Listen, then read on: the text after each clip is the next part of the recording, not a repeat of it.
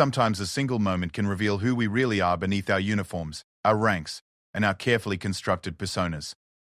In the unforgiving heat of a military training compound, where respect is earned through blood, sweat, and unwavering dedication, one lieutenant thought his bars gave him the right to break a woman's spirit. He was wrong. What happened next wasn't just about military justice or chain of command. It was about something far more powerful, a brotherhood that transcends rank, a code that protects those who serve with honor, and the kind of reckoning that comes when good people decide they've seen enough. This is the story of Lieutenant Marcus Brennan, Navy SEAL Sarah Chen, and the salute that taught an entire base what real leadership looks like. It's a story about power, abuse, redemption, and the unbreakable bonds forged in the crucible of military service. Some lessons are taught in classrooms. Others are learned in moments that change everything. The morning sun cast long shadows across Naval Base Coronado. As Petty Officer First Class, Sarah Chen adjusted her gear for another day of grueling SEAL training. At 26, she had already proven herself in ways most people never would, but in this world of elite warriors, proving yourself was a daily requirement that never ended. Sarah had grown up in San Francisco's Chinatown, the daughter of immigrants who had sacrificed everything for their children's future. Her father worked 16-hour days in a restaurant kitchen while her mother cleaned office buildings at night.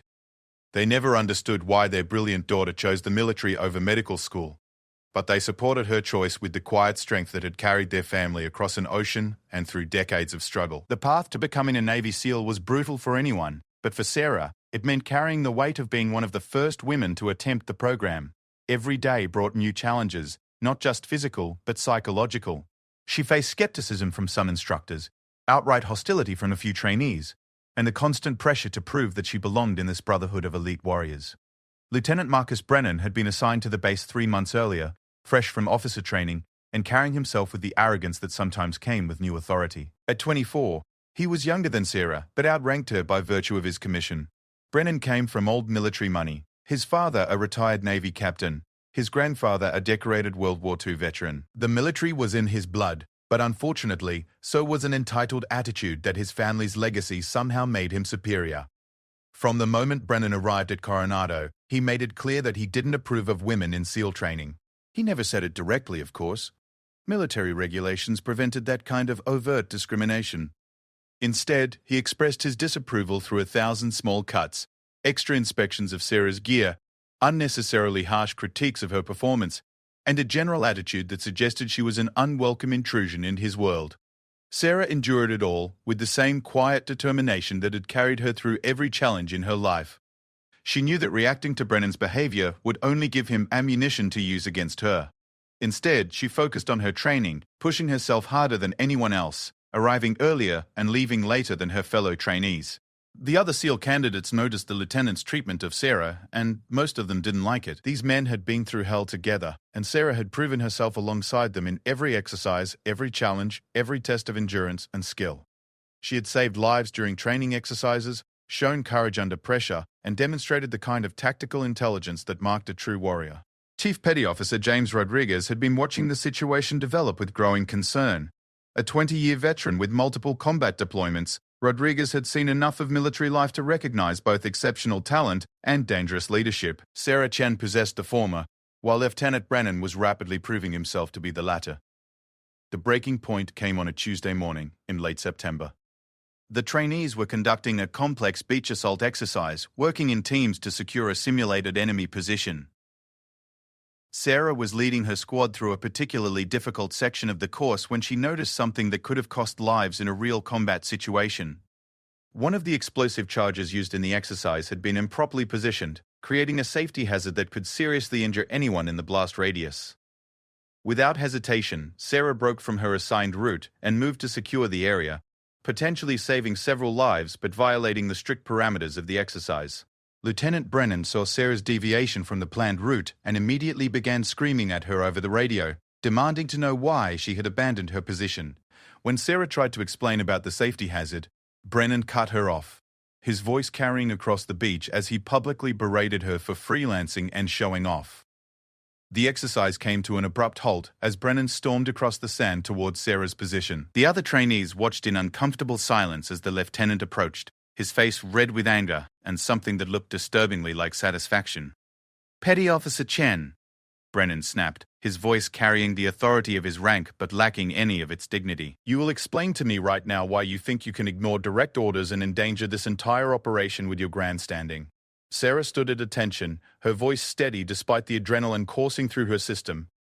"Sir, I observed a safety hazard that posed an immediate threat to personnel in the exercise area. I took action to mitigate that threat in accordance with standing safety protocols." "Safety protocols?" Brennan's voice dripped with sarcasm. "Or did you just want to play hero again? Did you want to show everyone how much smarter you think you are than your commanding officers?" The accusation hit like a physical blow. Sarah had risked her own position in the exercise to protect her fellow trainees, and now she was being accused of grandstanding. But she maintained her composure, knowing that losing control would only make things worse. "No, sir," she replied quietly. "I was following my training and my conscience." That's when Brennan made the decision that would change everything. "Your conscience?" he sneered, stepping closer to Sarah until he was almost nose to nose with her. "Let me tell you something about conscience, petty officer. Your conscience doesn't belong here. Your emotions don't belong here. And maybe, just maybe, you don't belong here either." The beach had gone deadly quiet. Even the instructors had stopped what they were doing to watch the confrontation unfold. Everyone could sense that something was about to cross a line that couldn't be uncrossed. Brennan continued his tirade, his voice growing louder and more vicious with each word. "You think because you can keep up with the men, because you can do a few pull-ups and run a few miles, that makes you a SEAL?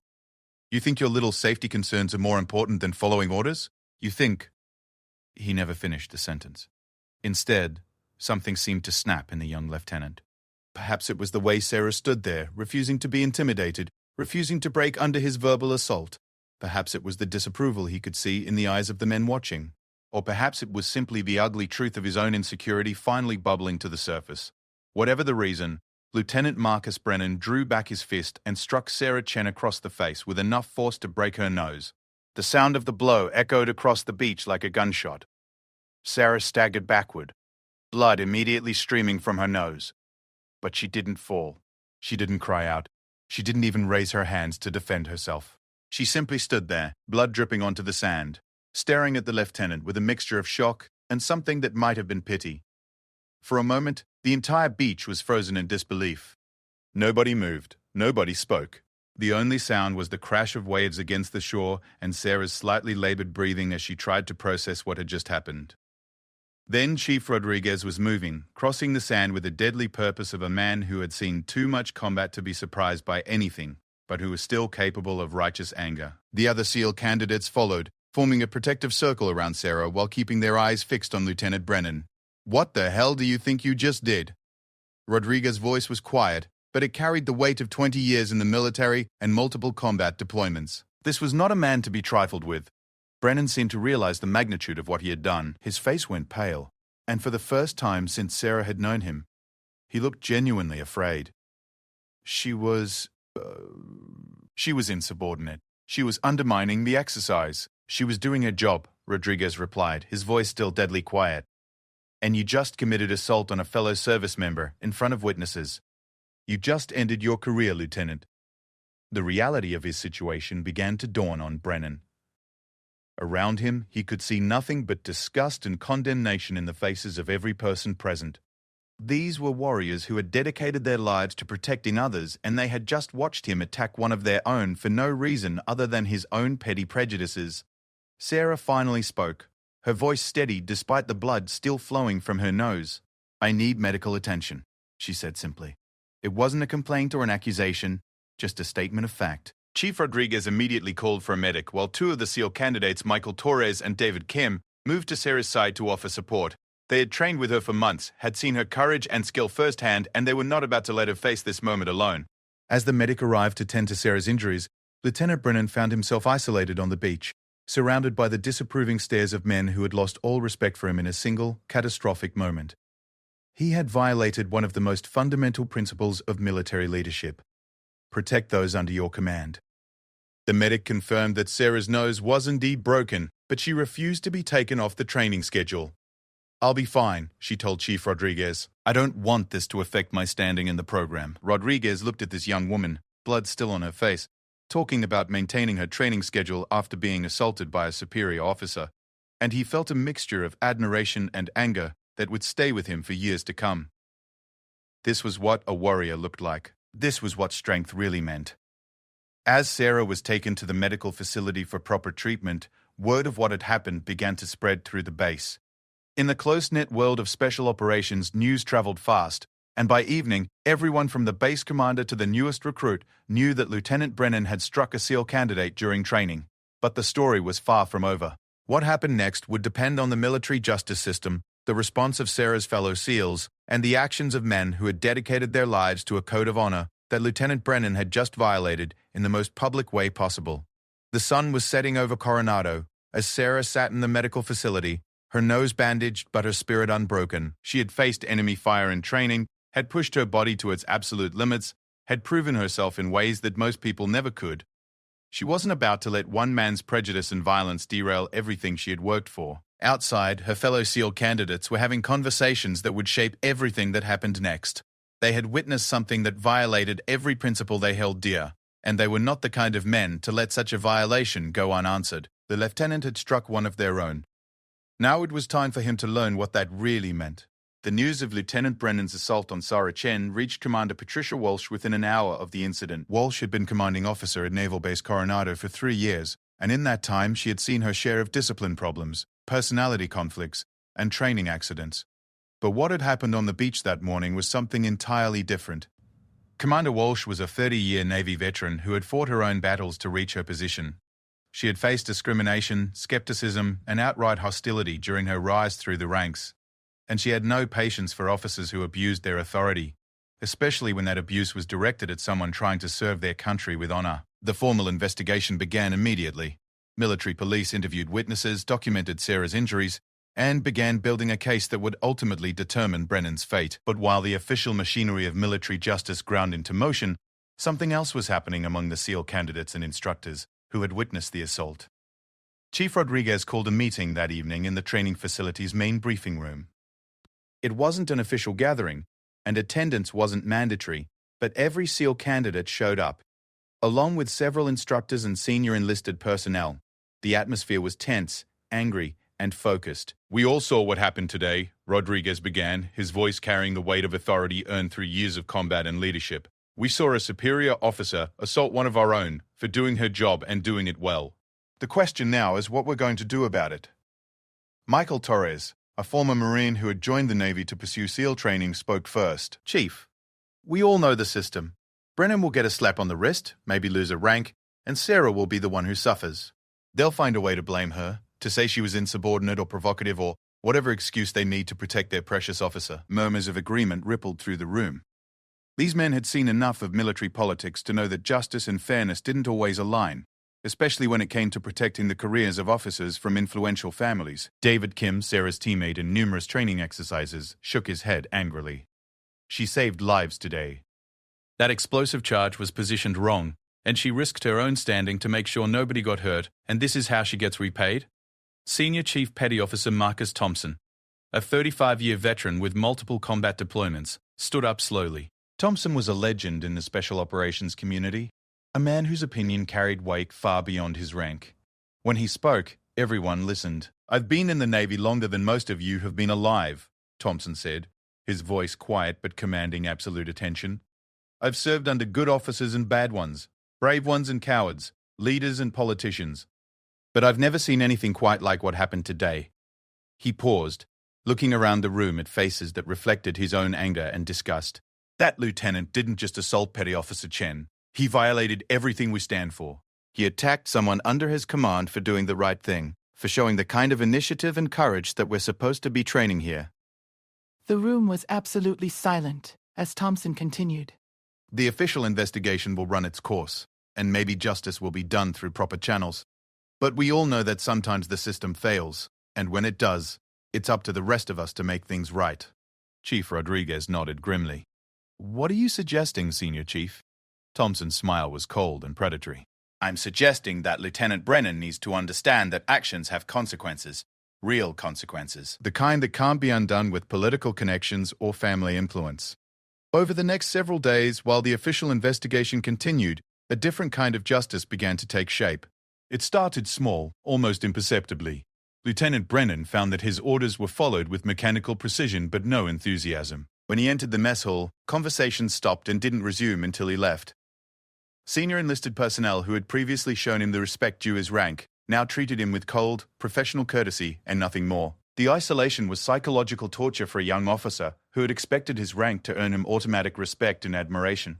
Instead, he found himself completely cut off from the brotherhood that formed the heart of military culture. He was technically in command, but nobody wanted to follow him, and everyone was watching for his next mistake. Meanwhile, Sarah's recovery became a rallying point for everyone who believed in the values that the lieutenant had violated. Despite her broken nose and the pain that made sleeping difficult, she returned to training as soon as the doctors cleared her. Her determination to continue, to not let Brennan's assault derail her dreams, inspired everyone who saw her. The other SEAL candidates went out of their way to support her, helping with equipment, sharing training tips, and making sure she never felt alone or isolated. The instructors, many of whom had initially been skeptical about women in SEAL training, now watched Sarah with something approaching awe. She'd faced a serious assault and come back stronger, more focused, more determined than ever. But the real turning point came when word reached the active duty SEAL teams stationed at other bases. The special operations community is small and tightly knit, and news of what had happened to Sarah spread quickly through networks built over decades of shared danger and mutual trust. Senior Chief Petty Officer Anthony Rivera had been with SEAL Team 6 for 12 years. He had participated in operations that would never be publicly acknowledged, had served alongside some of the most elite warriors in the world, and had earned a reputation for absolutely uncompromising standards when it came to honor and integrity. When Rivera heard about Lieutenant Brennan's assault on Sarah Chen, his reaction was swift and decisive. He put in for emergency leave and made the drive from Virginia Beach to San Diego in less than 2 days, stopping only for fuel and brief naps in highway rest areas. Rivera's arrival at Coronado sent shockwaves through the base command structure. A SEAL Team 6 operator didn't travel across the country without a very important reason, and everyone knew that his presence meant the situation was about to escalate dramatically. He went first to see Sarah, finding her in the training facility running equipment checks with methodical precision. The bandage over her nose couldn't hide the bruising around her eyes, but her movements were sure and confident, showing no signs of the fear or hesitation that might have been expected after such an assault. Petty Officer Chen? Rivera's voice carried the quiet authority of a man accustomed to leading in the most dangerous situations imaginable. Sarah turned, immediately recognizing the distinctive insignia and bearing of a Team 6 operator. She came to attention, automatically. Senior Chief. At ease, Rivera said, studying her face with the analytical gaze of someone trained to assess people under extreme stress. What he saw impressed him. Despite the obvious injuries, despite what had to be enormous psychological pressure, Sarah Chen radiated the kind of quiet strength that marked a true warrior. I heard about what happened, Rivera said simply. I wanted to see for myself how you were handling it. Sarah's response was immediate and unwavering. I'm handling it fine, Senior Chief. I won't let one person's actions affect my commitment to this program or to the team. Rivera nodded slowly. He had seen many people face adversity, and he could recognize genuine courage when he saw it. This young woman had been assaulted by a superior officer, had suffered a broken nose and public humiliation, and was still focused on her mission. That was the kind of character that made great SEALs. Good, he said, because what I'm about to tell you is going to require that kind of strength. Rivera explained that word of Brennan's assault had reached the highest levels of the special operations community. Active duty SEAL teams were furious that one of their candidates had been attacked by an officer who clearly didn't understand the values that defined their brotherhood. Plans were already in motion to ensure that Lieutenant Brennan received the kind of education that couldn't be found in any military manual. We don't abandon our own, Rivera told Sarah, and we don't let anyone attack our family without consequences. The lieutenant is about to learn what it really means to be part of this community. The next morning, Lieutenant Brennan arrived at the base to find his world transformed. As he walked toward the training facility, he noticed something that made his blood run cold. Standing at perfect attention along his route were SEALs from active duty teams, men whose presence at Coronado represented years of training, countless dangerous missions, and a level of skill and dedication that Brennan could barely comprehend. There were at least 50 of them, forming an honor guard that extended from the base entrance to the training facility. They stood absolutely motionless, their faces expressions of cold disapproval that needed no words to communicate their message. At the head of the formation stood Senior Chief Rivera, his uniform bearing the decorations and insignia that marked him as one of the most elite warriors in the world. As Brennan approached, Rivera stepped forward, and every eye on the base turned to watch what would happen next. "Lieutenant Brennan," Rivera's voice carried across the morning air with absolute authority. "I am Senior Chief Petty Officer Anthony Rivera, SEAL Team 6. I have traveled here to deliver a message from your fellow service members." Brennan tried to maintain his composure, but the sheer presence of so many elite operators was overwhelming. These were men who had faced enemy fire, who had completed missions that would remain classified for decades, who represented everything that he had hoped to become when he joined the Navy. "I understand there's been an incident," Rivera continued, his voice never rising above conversational level, but somehow audible to everyone present. "I understand that you struck one of our candidates, a woman who was following her training and her conscience to protect her fellow service members." The words hit Brennan like physical blows.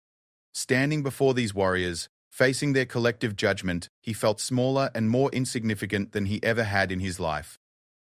"Let me explain something to you, Lieutenant," Rivera said, stepping closer until he was directly in front of the younger officer. "Petty Officer Chen is family. She has proven herself through months of the most demanding training in the world. She has shown courage, skill, and dedication that would make any of us proud to serve alongside her." Rivera paused, letting the words sink in. "You, on the other hand, have shown us exactly what kind of officer you are. You have shown us that you believe rank gives you the right to assault those under your command. You have shown us that you value your own ego more than the safety and well-being of your people." The silence on the base was absolute. Even the usual background noise of military activity had stopped as everyone focused on the confrontation unfolding before them. "So here's what's going to happen," Rivera continued. "You are going to render proper honors to Petty Officer Chen.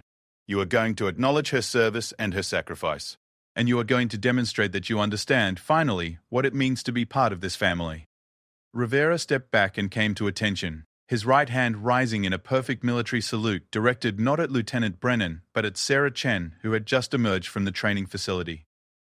One by one, every SEAL in the formation followed Rivera's lead. 50 of the most elite warriors in the world, rendering honors to the young woman who had been assaulted for doing her duty. The salute was held with perfect precision, a gesture that communicated respect, solidarity, and unwavering support. Lieutenant Brennan stood frozen in the middle of this demonstration, realizing that he faced a choice that would define the rest of his military career, and possibly his life. He could continue to resist, continue to believe that his rank and his family's influence would protect him from consequences. Or he could finally understand what real leadership looked like. The moment stretched on, tension building, as everyone waited to see what the lieutenant would do.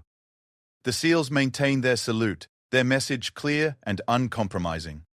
Sarah stood at attention, her injuries still visible but her bearing proud and unbroken. And Lieutenant Marcus Brennan realized that everything he thought he knew about the military, about leadership, about himself, had been wrong. The moment of decision had arrived, and Lieutenant Marcus Brennan felt the weight of 50 pairs of eyes upon him, each belonging to a warrior who had earned their place through blood, sweat, and unwavering dedication to something greater than themselves. The silence stretched across the base like a held breath, and in that silence Brennan finally understood the magnitude of what he had done and what he had become. Slowly, as if moving through water, Brennan raised his right hand and rendered a salute to Sarah Chen. It wasn't the crisp, confident gesture of an officer acknowledging a subordinate. It was the humbled recognition of a man who had finally seen himself clearly and didn't like what he found. The salute lasted 30 seconds that felt like 30 minutes. When the SEALs finally dropped their hands and came to parade rest, Senior Chief Rivera stepped forward once more. "Lieutenant?" Rivera said, his voice carrying a different tone now, not quite forgiveness, but perhaps the possibility of redemption. "Our salute is a symbol of respect between warriors. Today you've shown that you might finally be learning what that means." Rivera turned to address the assembled SEALs. "Brothers, our message has been delivered. Petty Officer Chen knows she has our support, and the lieutenant knows where he stands. Let's return to our duties." The formation dispersed with military precision, but the impact of what had just occurred would resonate through Naval Base Coronado for years to come. As the SEALs departed, many stopped to speak briefly with Sarah, offering words of encouragement and support that reinforced her place in their brotherhood. Lieutenant Brennan found himself standing alone on the parade ground, facing a reality that his privileged background had never prepared him for. For the first time in his life, he had been forced to confront the consequences of his actions without the protection of family influence or institutional privilege. Commander Walsh had witnessed the entire event from her office window, and she now faced her own difficult decisions.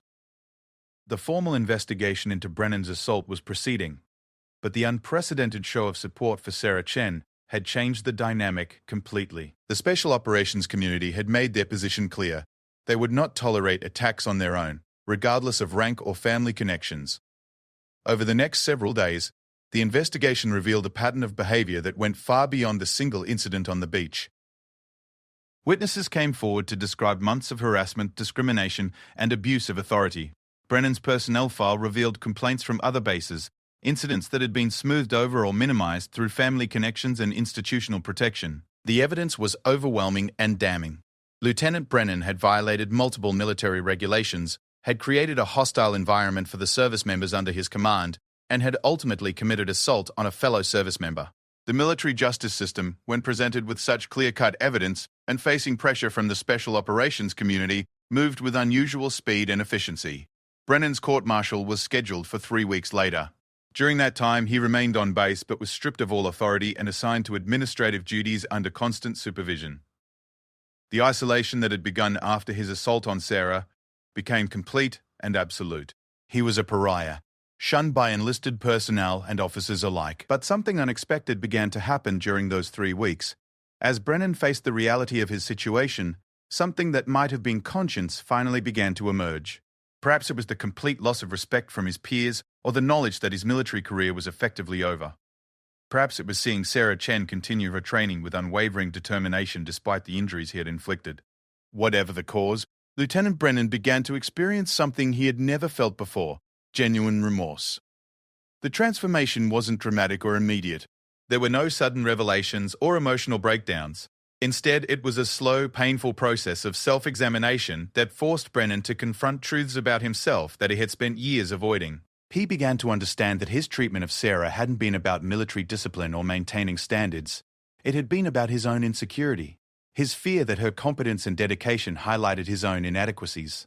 He had used his rank to bully someone who was in every meaningful way a better soldier than he would ever be.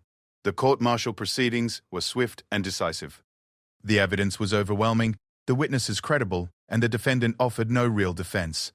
Brennan's military attorney advised him to plead guilty and hope for leniency, but the young lieutenant surprised everyone by refusing to bargain or make excuses. When called to testify in his own defense, Brennan stood before the military tribunal and spoke with an honesty that shocked everyone present, including his own legal counsel. "I have no defense for my actions," he said, his voice steady but heavy with the weight of his admissions. "I assaulted Petty Officer Chen because she represented everything I feared about myself. She was competent where I was struggling, dedicated where I was lazy, and courageous where I was cowardly." The courtroom was absolutely silent as Brennan continued. "I used my rank to try to break someone who was stronger than me, braver than me, and more deserving of respect than I had ever been. I violated every principle that makes the military a force for good in the world." Brennan turned to look directly at Sarah, who was present as a witness. "Petty Officer Chen, I offer no excuses for what I did to you. You were doing your job, following your training, and protecting your fellow service members. You deserved leadership and support, not harassment and violence. I failed you as an officer and as a human being." The sincerity in his voice was unmistakable, and for the first time since the incident on the beach, some of those present began to see Lieutenant Brennan as something more than just an abuser of power. He was a young man who had made terrible choices, but who might finally be capable of understanding the impact of those choices. The tribunal found Brennan guilty on all charges. He was sentenced to dismissal from the Navy, reduction to the lowest enlisted rank, forfeiture of all pay and allowances, and 6 months confinement. It was a harsh sentence, but appropriate for the severity of his crimes. As Brennan was led away to begin serving his sentence, he made one final gesture that surprised everyone present. He stopped in front of Sarah Chen and came to attention, rendering a perfect military salute that held all the respect and acknowledgement that his previous salutes had lacked. "Petty Officer Chen," he said formally, "I wish you success in your training and your career. The Navy is fortunate to have someone of your caliber and character." Sarah returned the salute with military precision, but her eyes showed something that might have been compassion. She had seen enough of human nature during her military service to recognize genuine remorse when she encountered it. The aftermath of the court-martial continued to reverberate throughout the Navy. Commander Walsh used the incident as a catalyst for comprehensive reforms in leadership training and harassment prevention. The message was clear. The kind of abuse that Lieutenant Brennan had perpetrated would not be tolerated at any level. Sarah Chen completed her SEAL training 6 months later, graduating at the top of her class and earning the respect of instructors who had initially doubted that women belonged in the program. Her courage in the face of adversity, her refusal to be intimidated or driven away, had opened doors for countless other women who would follow in her footsteps. The salute that Senior Chief Rivera and his fellow SEALs had rendered to Sarah became legendary within the Special Operations community. It was talked about in training facilities and deployment briefings, a powerful reminder that the military's strength came not from rank or authority, but from the bonds of mutual respect and shared sacrifice that connected all those who served with honor. Senior Chief Rivera remained at Coronado for several additional days, working with base leadership to ensure that the changes being implemented would prevent similar incidents in the future. Before departing, he sought out Sarah for one final conversation. "You handled this situation with more grace and strength than most people could manage," he told her. "You never let anger or resentment affect your performance. You never used what happened to you as an excuse to lower your standards or quit trying. That's what makes a great SEAL." Sarah's response was characteristic in its simplicity and focus.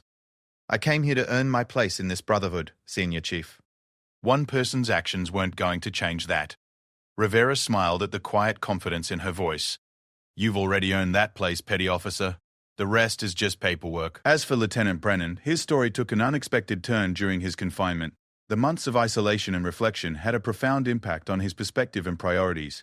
When he was released from military prison, he made the decision to dedicate his life to making amends for his actions. He enrolled in social work school, focusing on programs that help military veterans deal with trauma and transition back to civilian life. His first-hand experience with the consequences of abuse and power misuse gave him unique insights into the problems faced by service members who had been failed by their leaders. Years later, Brennan would become a respected advocate for military reform and veteran support services. He never tried to minimize or excuse his actions at Coronado, but he used his experience as a cautionary tale about the dangers of unchecked authority and the importance of accountability at every level of leadership. The transformation wasn't easy, and it didn't erase the pain he had caused or the damage done to his victims. But it represented something that military culture often struggles with: the possibility of genuine redemption through acknowledgement, accountability, and dedicated service to others. Sarah Chen went on to have a distinguished career in the Navy SEALs, participating in operations that would remain classified for decades and earning decorations for valor and leadership. She eventually rose to the rank of Senior Chief Petty Officer and became an instructor at the same training facility where she had once been assaulted. Her story became part of SEAL training curriculum, not as an example of victimization, but as a demonstration of the kind of character and resilience that defined true warriors. New trainees learned about the importance of protecting and supporting their teammates, regardless of gender, race, or background. The memorial wall at Naval Base Coronado includes a plaque commemorating the events of that September morning, but the inscription focuses not on the assault or the court-martial. Instead it reads, "In honor of all who serve with courage, integrity, and unwavering commitment to their fellow warriors." Chief Rodriguez, who had been the first to recognize the gravity of the situation and take action to protect Sarah, was promoted to Senior Chief and eventually became the Senior Enlisted Advisor for SEAL training. He often told new trainees about the day 50 SEALs traveled from across the country to salute one of their own. That salute wasn't just about supporting Petty Officer Chen, he would explain. It was about defending the values that make us who we are. It was about saying that we will never accept the abuse of power, the mistreatment of our brothers and sisters, or the violation of the trust that holds our community together. The legacy of that day continued to influence military culture long after the principal participants had moved on to new assignments and challenges. The image of 50 elite warriors rendering honors to a young woman who had been assaulted for doing her duty became a powerful symbol of what the military could be at its best.